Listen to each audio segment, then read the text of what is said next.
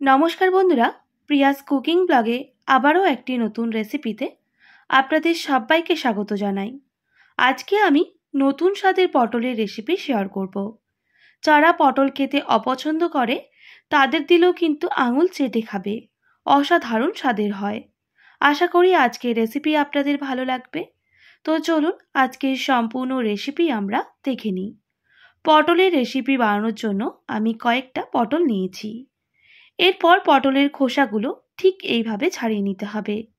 বন্ধুরা, একটু লক্ষ্য করে দেখুন আমি পটলের খোসাগুলো কিভাবে ছাড়িয়ে নিচ্ছি।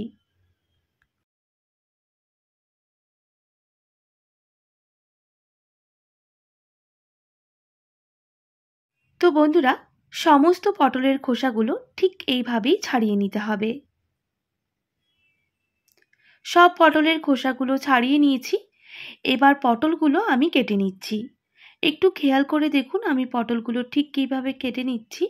খোসা ছাড়ানোর পর এইরকম ছোট ছোট করে পটলগুলোকে কেটে নিতে হবে। আমি একইভাবে সমস্ত পটলগুলো কেটে নেব। তো সাইজটা খুব বেশি বড় রাখছি না, তাহলে পটলটা ভাজতেও সুবিধে হবে আর ঝটপট রান্নাও হয়ে যাবে। সব পটলগুলো একইভাবে কেটে নিয়েছি আর পরিষ্কার জলে ধুয়ে নিয়েছি। এরপর একটা কড়াই বসিয়ে দেব। কড়াইটা খুব ভালো করে গরম হয়ে গেলে দিয়ে দিতে হবে সর্ষের তেল। আমি এখানে 2 টেবিল চামচ সর্ষের তেলে ব্যবহার করছি। আমি রেসিপিটা আজকে সর্ষের তেল দিয়েই করব। তেলটা খুব ভালো করে গরম হয়ে গেলে দুটো বড় সাইজের আলু ঠিক এইভাবে কেটে রেখেছিলাম, সেই আলুগুলোই ভেজে নিতে হবে।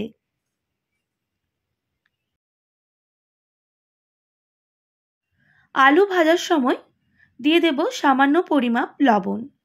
লবণটা খুব ভালো করে মিক্স করে নিয়ে 1 মিনিট মতো এইভাবেই আলুটাকে ভেজে নিতে হবে।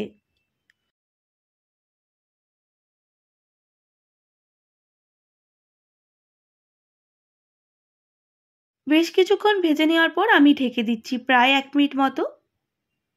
1 মিনিট পর আমি ঢাকনাটা সরিয়ে নেব। গ্যাসের ফ্লেমটা কিন্তু এতক্ষণ মিডিয়ামে ছিল। এবার হাই ফ্লেমে আমি আরও 2 থেকে 3 মিনিট আলুগুলোকে ভেজে নেব। তো বন্ধুরা, 2 থেকে 3 মিনিট আলুগুলোকে খুব ভালো করে ভেজে নিয়েছি। এবার তেল ছড়িয়ে নামিয়ে নিতে হবে। ওই তেলের মধ্যে আমি সেদ্ধ করে রাখা 3টে ডিম দিয়ে দেব। তবে ডিমগুলো ঠিক এইভাবে কেটে নিতে হবে একটা ছুরি দিয়ে, তাহলে ডিমের ভেতরে মশলাগুলো ভালোভাবে ঢুকে যাবে। তো ডিমগুলো কেটে নিয়েছি। ওই তেলের মধ্যে দিয়ে দিলাম সামান্য লবণ আর সামান্য হলুদের গুঁড়ো দিয়ে দেব। ডিমগুলোকে বেশ লাল করে ভেজে নিতে হবে।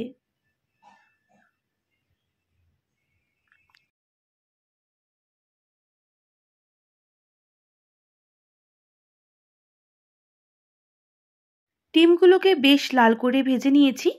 এবার নামিয়ে নিতে হবে, আর ভাজার প্রয়োজন নেই।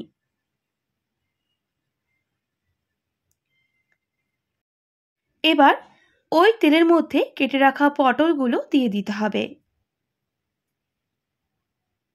যেহেতু আগে থেকেই ওই তেলের মধ্যে লবণ আর হলুদ দেওয়া ছিল, তাই পটলের মধ্যে আর লবণ দেওয়ার দরকার নেই।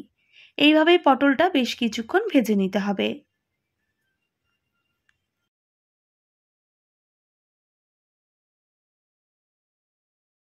বেশ কিছুক্ষণ ভেজে নেওয়ার পর আমি ঢেকে দিচ্ছি প্রায় 2 মিনিট মতো, তবে গ্যাসের ফ্লেমটা লো টু মিডিয়ামে করে। 2 মিনিট পর ঢাকনাটা সরিয়ে নিতে হবে। তো বন্ধুরা, পটলটা কিন্তু অনেকটাই ভাজা হয়ে এসেছে। এবার গ্যাসের ফ্লেমটা হাই করে বেশ কিছুক্ষণ এইভাবেই নাড়াচাড়া করে নিতে হবে। তো পটলগুলো বেশ লাল করে ভেজে নিয়েছি। এবার পটলগুলোকেও নামিয়ে নিতে হবে, আর ভাজার প্রয়োজন নেই। আমি আবারও 2 টেবিল চামচের মতো সর্ষের তেল দিয়ে দিলাম। তেলটা খুব ভালো করে গরম হয়ে গেলে সামান্য দারুচিনি আর দুটো এলাচ দিয়ে দিতে হবে, সঙ্গে একটা তেজপাতা।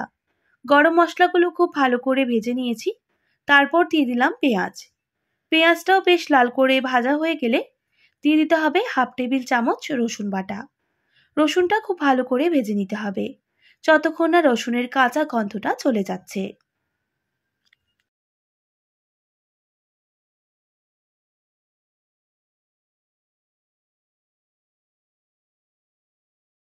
রসুনটাও খুব ভালো করে ভেজে নিয়েছি।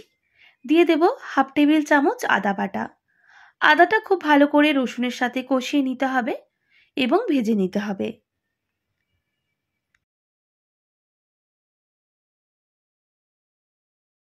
আদাটা ভালো করে ভাজা হয়ে গেলে দিয়ে দেব একটা ছোট সাইজের টমেটো কুচি।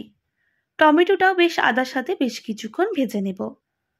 আর সঙ্গে দিয়ে দেব সামান্য লবণ, সামান্য হলুদের গুঁড়ো, সামান্য ঝাল লঙ্কার গুঁড়ো। আবারও ভালো করে মিক্স করে নিচ্ছি আর ভেজে নিচ্ছি। বেশ কিছুক্ষণ ভেজে নেওয়ার পর অল্প জলের অ্যাড করব, তাহলে মশলাগুলো পুড়ে যাবে না আর ভালো করে কষানো হয়ে যাবে। প্রায় 1 থেকে 1.5 মিনিট খুব ভালো করে মশলাটাকে কষিয়ে নিতে হবে।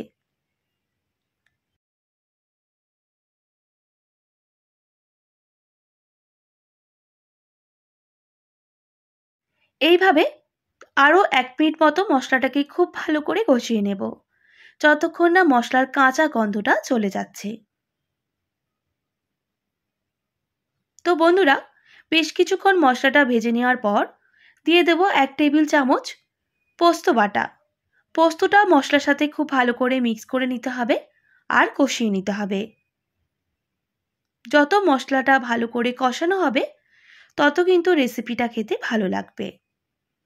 আজকে আমি পটলের একটা অন্য স্বাদের রেসিপি আপনাদের সঙ্গে শেয়ার করছি। যারা খাবে তারা কিন্তু চেয়ে চেয়ে খাবে, আর যাদের ডিম পছন্দ তাদের তো কোনো কথাই হবে না। মশলাটা বেশ কিছুক্ষণ কষিয়ে নিয়েছি, আর মশলা থেকে অলরেডি কিন্তু তেল ছাড়া শুরু করে দিয়েছে। আর মশলাটা কষানোর প্রয়োজন নেই। এবার ভেজে রাখা আলু আর পটল দিয়ে দিতে হবে। আর মশলার সাথে খুব ভালো করে মিক্স করে নেব।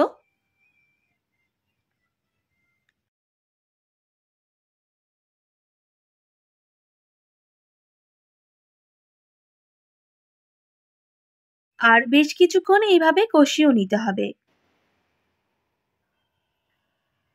এবার দিয়ে দেব পর্যাপ্ত পরিমাপ জল। আপনারা অবশ্যই আপনাদের পরিমাপ বুঝে জলটা দেবেন, যেহেতু আলু আর পটলটা সুসেদ্ধ হবে, সেই অনুযায়ী জলটা ব্যবহার করবেন। ভালো করে মিক্স করে নিলাম। এবার আমি ঢেকে দেব, যাতে ঝোলটা খুব তাড়াতাড়ি ফুটে আসে আর সবজিগুলো ভালোভাবে সুসেদ্ধ হয়ে যায়। প্রায় 2 মিনিট পর ঢাকনাটা সরিয়ে নিতে হবে। বন্ধুরা, কতটা ফুটে গেছে আপনারা দেখেই বুঝতে পারছেন। আর ঝোলটা কিন্তু অনেকটাই কমে এসেছে। এইভাবে আরও বেশ কিছুক্ষণ ফুটিয়ে নেব, কারণ আলু আর পটলটা আরেকটু সুসেদ্ধ হবে। তাই গ্যাসের ফ্লেমটা লো টু মিডিয়ামে করে আমি আবারও ঢেকে দিচ্ছি বেশ কিছুক্ষণের জন্য। বেশ কিছুক্ষণ পর ঢাকনাটা সরিয়ে নিতে হবে আর নাড়াচাড়া করে নেব।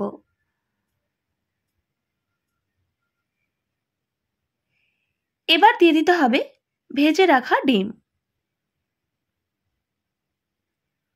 ডিমগুলো দেওয়ার পর আরও বেশ কিছুক্ষণ এইভাবেই ঝোলটাকে ফুটিয়ে নেব।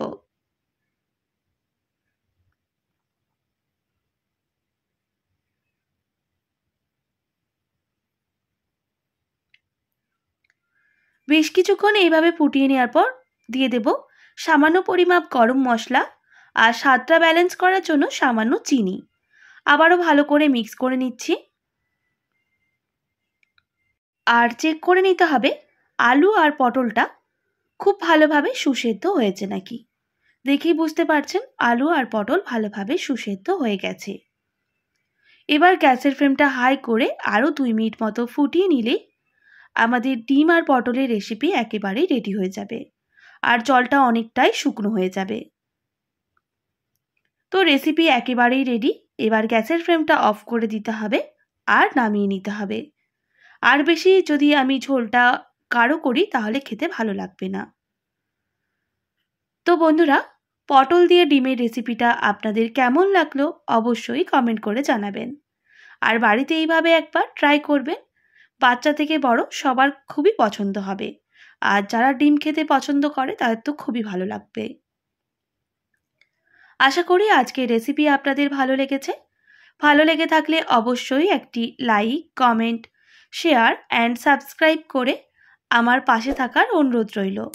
পাশে থাকা বেল আইকনটিও প্রেস করে দেবেন, তাহলে নিত্য নতুন রান্নার ভিডিওগুলি আপনাদের কাছে পৌঁছে যাবে। আজকের মতো এতটাই। আবারও নতুন কোনো রেসিপি নিয়ে দেখা হবে। আপনারা ভালো থাকবেন, সুস্থ থাকবেন। আর এতক্ষণ আমার সঙ্গে থাকার জন্য অনেক ধন্যবাদ আপনাদের সবাইকে।